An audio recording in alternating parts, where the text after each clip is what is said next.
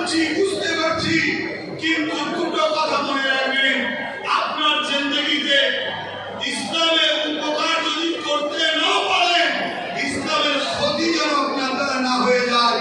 দিনের কাজ বেশি করতে পারছেন না মানলাম, কিন্তু দিন বিরোধী কাজ যেন না হয়ে যায়।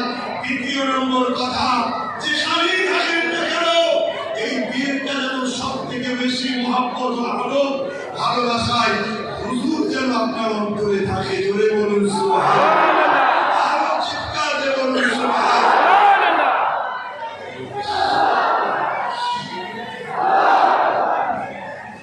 এটা আপনাকে পরিবর্তন করে দেবে। মহব্বত আপনাকে জান্নাতে যাওয়ার রাস্তাও করে দেবে। যেমন এই যুবক হুজুরের মহব্বতে কলেমা পড়ার সুযোগ পেল, এমন সময় পেল হুজুর মৃত্যুর টাইমে পরিবর্তন হলো, জান্নাতের উঁচু মাকামে সাহাবীর দরজা পেল। ঠিক তেমনই হুজুরের মহব্বত যদি আপনার মধ্যে থাকে, যাওয়ার আগে আল্লাহ আপনাকে পাক পবিত্র করেই তুলবে। জোরে বলুন সুবহানাল্লাহ।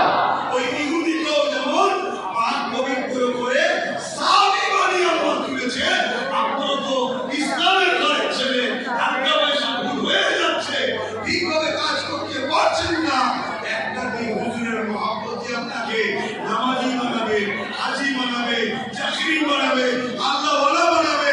হুজুরের মহব্বত আপনাকে জান্নাতে যাবার উপযুক্ত বানিয়ে আল্লাহ তুলবে। জোরে বলুন সুবহানাল্লাহ।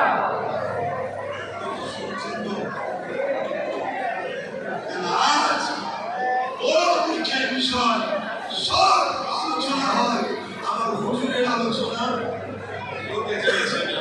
যেমন আলোচনা করার কে বিজি হুজুর